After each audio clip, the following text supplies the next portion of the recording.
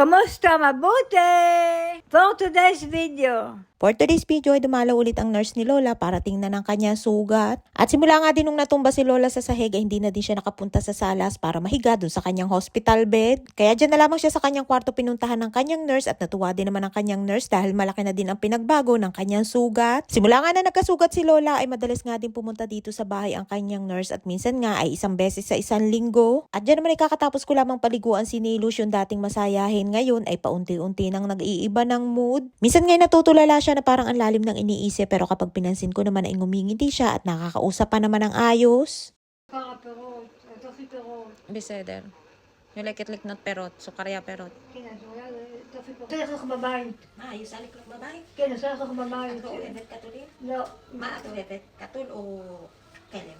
Ay nga't habang sinusuklayan ko si Nilo siya ay nagkukwentuhan kami tungkol sa aso at pusa. Ayaw niya daw mag-alaga ng aso at pusa dahil nagdudumi lamang daw ito sa bahay. Dito sa Israel ang mga tao ay mahilig mag-alaga ng aso at kasama pa nila sa bahay kaysa sa mga pusa na pag-alagala lamang sa kalye. Pero yung panganay na kapatid ni Nili na namatay at yung anak nito na paboritong pamangkin ni Nilo ay ang hilig na alagaan ay pusa. Kapag gagana na bigla-biglang natutulala at nananahimik si Nilush ay mas dapat kausapin para malibang siya. Ganon nga si Nilush kapag nag-uumpisa ang kanyang sakit, natutulala, tumatahimik at minsan nga ay hindi makausap. At noong mga panahon nga na talagang malala ang kanyang sakit ay 3 araw yan na straight na walang tulog. Ay nga't malayo na naman ang tingin yung dating Nilush na laging masayahin ay ngayon nga ay biglang tumatahimik na parang malungkot. Napakahirap nga ni Niling alagaan kapag bumabalik ang kanyang sakit, buti sana kung ganan lang siya pero habang tumatagal ay lalo yang lumalala. Nagiging ganun nga lamang si Nilush kapag taglamig o winter dito sa Israel at bumabalik ulit siya sa ayos kapag tag-init na. Pero nung nakaraang taon ay mabilis siyang gumaling at kahit hindi pa nga tag-init ay gumaling din siya agad at inabot lamang ng 3 buwan ang kanyang sakit kumpara sa dati na inaabot ng 5 buwan. Tinawag ko na nga dyan si Nilush at ang sabi ko'y kakain na pero parang wala siya sa sarili at pati nga yung kanyang walker ay iiwan na sana.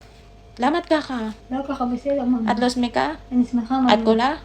At ayun nga't yung dating Nilush na laging excited kumain ay ngayon nga ay nakatulala na at kung hindi mo nga papansinin at kakausapin ay hindi susubo. Dati nung malala ang kanyang sakit ay hindi talaga siya kumakain at basta lamang siya nakatulala kaya ang ginagawa ko ay sinusubuan ko na lamang. Kapag napaupo na siya noon sa isang pwesto ay hindi na siya tumatayo at kung hindi mo nga aakayin ay hindi siya lalakad. Inaabot siya ng ilang araw na ganun pero pagkatapos noon ay doon na masusukat ang haba ng pasensya sa pag-aalaga kay Nilush. Magtatransform na siya at lalabas na ang kanyang ibang ugali, ang pagiging iyakin, laging sumisigaw at nagdadabog. Iiyak, tatawa at pati nga sa pagkain na laging ganado at laging sarap na sarap ay magiging pilian na siya. Pagkatapos ko asikasuhin si Lola at Nilay, lumabas naman ako para mag-grocery at kukuha din ako ng mga gamot ni Nilush sa butika. May bilin nga sa akin si Nilush na bili ko daw siya ng candy na toppy na fruit flavor. Diyan nga muna ako unang pumunta sa may Russian store dahil may pabili sa akin si Lola na isda at pastrama. Bibili nga din sana ako ng cheese ang kaso'y walang stock at yun nga lamang ang paborito kong bilhin na cheese na kalasa ng isang brand sa atin sa Pinas. Marami nga ditong iba't ibang klase ng cheese at yun nga lamang ang aking binabalik-balikan dyan at dyan nga lamang ako nakakabili noon. At ayan naman yung paborito ni Lola na pastrama ang kanilang tawag at pork ang aking binibili at ready to eat na yan. Pinapahiwa ko ngayon ng manipis para mas madali para kay Lola na kainin. Ayan naman yung iba't ibang klase ng cheese na pwedeng pagpilian at meron ding mga isda at ang presyo niyan ay depende sa timbang. Mga luto na nga din na isda yan at yung binili ko para kay Lola ay smoked fish na nakababad sa oil. Kinakain niya ni Lola na may kapartner na tinapay na may butter pero kapag pastramang kinakain ni Lola ay bawal ang may butter. Dito sa Israel ang mga tao ay bawal kumain ng karne na may kasabay o may kahalong dairy products tulad ng gatas, cheese at butter. At kapag kumain ng karne, naghihintay pa si Lola ng 6 na oras bago pa ulit siya kumain ng mga pagkain na may gatas o may cheese. Kumuha na nga din ako niyang candy para kay Lola at bumili nga din ako ng karneng baka na gagawin ko namang nilaga.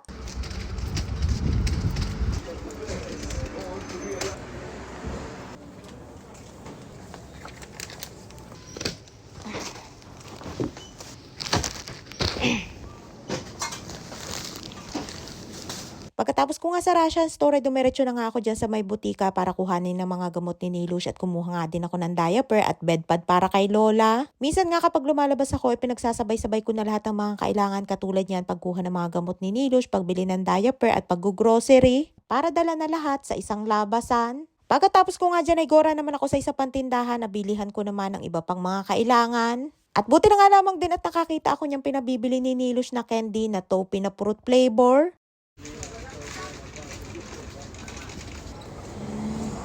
Ay nga't pagdating ko ng bahay ay tuwang-tuwa si Nilo siyang kaso pagdating ko abay hinahanapan ako ng regalo. Maayos lang. הבאתי מתנות, Matanot. שבאים לזה, הבאתי. Od luway po nilak, diba? Pero makanot. Makakamatanot at sarot sa. אמרתי לך, אתה טבעים מאוד לא. Ay nga tinahanapan niya ako ng regalo, takala niya ibinili ko siya ng mga pangkulay, ay nalimutan niya ata ang kanyang pabili ay candy at hindi mga pangkulay. Sinili pa nga niya yung aking trolley bag na may laman ng mga pinamili at sabi ko nga ay hindi naman ako galing sa bilihan ng mga pangkulay at galing ako sa grocery store. Ibinigay ko na nga din yung isang balot na candy na kanyang pabili at ang sabi ko ayan ang aking regalo. Parang hindi nga siya ganun kasaya, hindi katulad dati na kahit anong ibigay sa kanya ay tuwang-tuwa siya. Ha? Ito, Ebet? That's me ka? כן. לא סוכר זה? Sukar. Sukarya. Ay nga't parang malumbay si Nilos pero kung nasa maayos siya ay paniguradong tuwang-tuwa yan lalo na at paborito niyan ang mga matatamis. Kung hindi ko pa nga tinanong kung gusto niyan tikman ay hindi pa nga niya bubuksan. Ay siya hanggang dito lang ang ating kwentong for today's video at maraming po salamat sa inyong support at laging panonood. Mag-ingat po kayo palagi. And please follow and share Aqua Infinity Private Resort and Events Place and please subscribe to my YouTube channel.